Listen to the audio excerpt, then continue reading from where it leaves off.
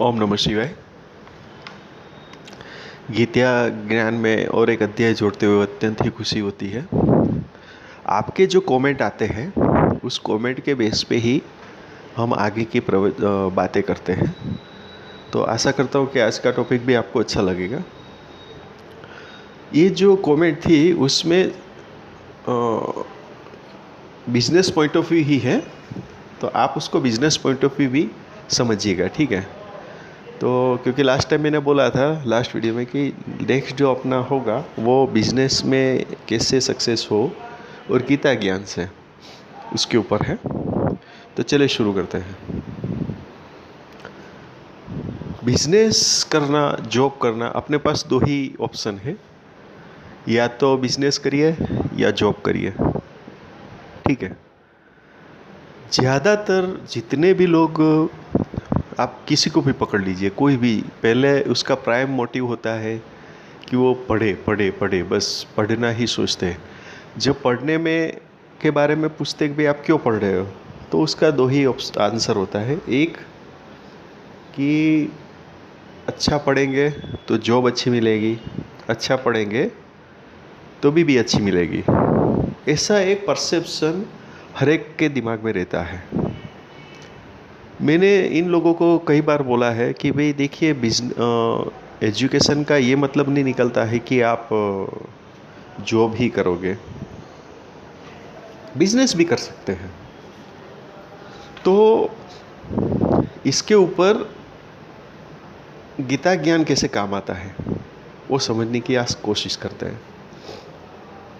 Topic है संयोग वियोग।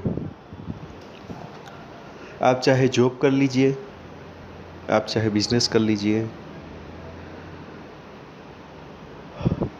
कुदरत ने एक प्रिंसिपल बना के रखा है, बेसिक प्रिंसिपल हम जिसको बोलते हैं। उसमें दो ही प्रक्रिया सतत निरंतर चलती रहती है, जिसको हम संभावनाएं बोलते हैं। वो संभावनाएं है, उसके दो ही परिणाम होते हैं। एक परिणाम होता है या तो संयोग होगा, दूसरा परिणाम है या तो वियोग होगा। पर अगर आप देखो तो कुदरत का सबसे ज़्यादा प्रभाव संयोग की ओर झुका हुआ है। पर क्योंकि हमें एक आदत सी हो गई है तो हम वियोग पे ज़्यादा ध्यान देते हैं, और देना भी चाहिए। वियोग जो है वो हमें अनुभव देता है। मैं मानता हूँ कि उससे आदमी दुखी होता है, पर आप जब वो वियोग देखोगे तो उसके अंदर भी संयोग के परिणाम छुपे होंगे। तो ऐसा कुछ लॉजिक चलता है। मैं ये कहना चाहता था कि कुदरत जो है वो सबसे पहले सहयोग बनाती है, यानी कि कोई भी एक कार्य करने का एक प्रमाण बनाती है, एक स्कोप बनाती है। वो जब स्कोप बनता है उसके अंदर हम कितने उसके प्रति जागरूक है, वो बात उसके ऊपर निर्भर करती है। और उसको दूसरी भाषा में हम चमत्कार भी बोलते हैं। हम बोलते हैं ना कि ये बहुत लकी है, उसने ये मिल गया, वो मिल गया। ऐसी बात नहीं है। जब कुदरत में उसका संयोग हो रहा था जो भी चीज़ से फॉर एग्जांपल जॉब में या बिजनेस में, तो आप देखिएगा कि वो बहुत ही एक्टिव होगा या तो वो बहुत ही अग्रेसर होगा। और वो जब जो अपॉर्चुनिटी मिली तब उन्होंने ग्रैब कर ली। और हमेशा याद रखिए कि अपॉर्चुनिटी छोटी ही होके आती है, फिर उसके अंदर लगे डटे रहने से वो अपॉर्चुनिटी धीरे धीरे बढ़ती रहती है। आप कोई भी बिजनेसमैन को ले लीजिए, कोई भी जॉब अपॉर्चुनिटर को ले लीजिए, उसके पहले जो संघर्ष का समय होगा, जिसको हम संघर्ष का समय बोलते हैं, उन्होंने बहुत छोटे से शुरुआत की होगी। आप चाहे कितना भी बड़े से बड़ा आदमी ले लो, आप गूगल को ले लीजिए या कोई भी ले लीजिए, यूट्यूबर को ले लीजिए या कोई भी XYZ, जो भी आपको अच्छा लगता है, किसी भी आदमी का सक्सेसफुल स्टोरीज को आप पढ़िए तो उसका शुरुआत जीरो से हुई होगी। सक्सेसफुल को छोड़िए, अनसक्सेसफुल को भी आप इसमें जोड़ दीजिए तो उसका शुरुआत जीरो से ही होगी, शुरू हुई होगी। तो इसको हम संयोग बोलते हैं। कुदरत हमेशा हर एक आदमी को प्रतिपल, हर एक बंदे को प्रतिपल, हर एक व्यक्ति को प्रतिपल संयोग जुटाती रहती है। पर होता क्या है, जब हम वो संयोग की कंसिस्टेंसी को नहीं समझते हैं या उसको कम आंकते हैं या उसको समझने का कम प्रयत्न करते हैं या उसमें हम कम मेहनत करते हैं या हम उसमें कम विश्वास करते हैं, तो वो उतने % वियोग की ओर कन्वर्ट हो जाता है। बस यही तो एक सफलता और विफलता की बीच की कड़ी है। यानी कि कोई भी चीज़, अगर हमें सपोज करिए कि आपने कुछ आज काम किया, उसके अंदर आपको खुशी हुई या तो आपको उसके अंदर कुछ रिवॉर्ड मिला, आप वो रिवॉर्ड को ध्यान में रख के उसके अंदर और संभावनाएं तलाशिए।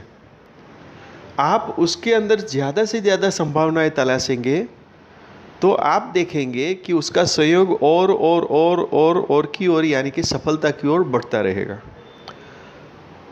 आपको विफलता में भी ध्यान देना है, पर विफलता को एक्सपीरियंस के बेस पे पकड़ के फोकस करना है सफलता की ओर। तो क्या होगा कि कुदरत आपको संयोग की ओर यानी कि सफलता की ओर आगे और आगे बढ़ाता रहेगा। पर आपने अगर ज़्यादा से ज़्यादा फोकस विफलता की ओर किया तो आपको निश्चित ही वो विफलता यानी कि वियोग की ओर ही खींचता रहेगा। देखिए, इसके बाद आपके अंदर 2 सवाल आएंगे। एक सवाल होगा अच्छा या बुरा, या अच्छे लोग या बुरे लोग, या अच्छा परिणाम या बुरा परिणाम। देखिए, परिणाम कोई भी अच्छा या बुरा नहीं होता है, वो परिणाम होता है। हर एक चीज़ का अपना अपना एक ग्रुप बन जाता है। जैसे YouTube के अंदर आप देख लीजिए, नंबर ऑफ आपको जो भी नॉलेज चाहिए उसके हिसाब से आपको उसके अंदर यूट्यूबर ने अपना अपना अनुभव शेयर किया है। पर जो आप सुन रहे हो, मतलब आप और हमारा भी एक ग्रुप बन गया। कुल मिला के मैं ये कहना चाहता हूँ, जिसकी जैसी सोच होगी उसी हिसाब से वो ग्रुप में जुड़ जाएगा। जैसे चाय की दुकान पे आप चले जाए तो चाय पीने वाले, कॉफ़ी पीने वाले आपको उधर ज़्यादा मिलेगा। पान के गल्ले पे चले जाए तो आपको उधर उसके रिलेवेंट जो भी लोग होंगे उधर ही आपको मिलेंगे। तो आप कहने का तात्पर्य समझ रहे हैं कि जो भी ग्रुप में आपको जाना है वो ग्रुप आपको खींचेगा, आप उधर चले जाओगे, जिसको हम दूसरे भाषा में इंटरेस्ट भी बोलते हैं। तो कहने का तात्पर्य क्या है, अच्छा बुरा कुछ नहीं होता है, क्योंकि अगर वो बुरा होता तो वो जाता क्यों। ठीक है, तो हम उसके बारे में बाद में चर्चा करेंगे, या कभी टॉपिक मिला, समय मिला तो उसके ऊपर बात करेंगे, अच्छा क्या होता है बुरा क्या होता है, उसके बारे में बाद में। अभी बात चल रही है संयोग वियोग की। तो कुदरत हमें हमेशा अपने ऊपर छोड़ता है कि हमें संयोग यानी पॉजिटिव और सफलता की ओर जाना है तो वो हमें संयोग ही प्रदान करेगी, और हम विफलता के बारे में या उसके ऊपर ही फोकस करते रहेंगे तो वो हमें वियोग ही प्रदान करती रहेगी। उसका काम है तथास्तु कहना है, यानी कि हमें तथास्तु करता रहते हैं या अपॉर्चुनिटीज़ प्रदान करते हैं। अपॉर्चुनिटी हो सकती है सफलता की ओर, अपॉर्चुनिटी होती है विफलता की भी ओर। तो कुल मिला के आप देखोगे तो आपने यहाँ पे ये देखने की मैंने ये समझाने की कोशिश की है कि कुदरत एक रिफ्लेक्शन बेस पे काम करता है। जैसे गेंद है, दड़ा जिसको हम बॉल बोलते हैं, जैसे बॉल को आप दीवार पे बॉल पे छोड़ोगे तो जो फोर्स से आप छोड़ोगे वही फोर्स से वो रिफ्लेक्ट होके जो डायरेक्शन में है उस डायरेक्शन के हिसाब से वो अपना एंगल बना के रिटर्न होगा। द सेम वे कुदरत का यही काम है कि वो आपका जो भी कर्म है, आपका जो भी कर्म है उसको रिफ्लेक्ट करेगा और वो हमारे ऊपर ही रिफ्लेक्ट करेगा। उसका एक चमत्कार ये है कि जो भी रिफ्लेक्शन होगा वो हमारे ऊपर ही होगा। ठीक है, तो ये आप समझ के चलिए कि आपको जो चाहिए वो देना चालू करो, तो वो आप अपने हिसाब से आपके पास अनेक गुना होके आएगा, वो मैं आपको गारंटी देता हूँ। आपको इसको प्रयोग करना पड़ेगा। आप इसका प्रयोग करके देखिए, आप इसको एक बार ज़रूर से प्रयोग करके देखें, तो आप देखोगे कि आपको एकदम से चमत्कार दिखेगा। और मैं तो यहाँ तक बोल देता हूँ कि आप जो भी है वो आप एक बार सोचो, तो आप देखोगे कि आपने जो भी अपनी सोच बनाई थी उसी हिसाब से आप बने हो।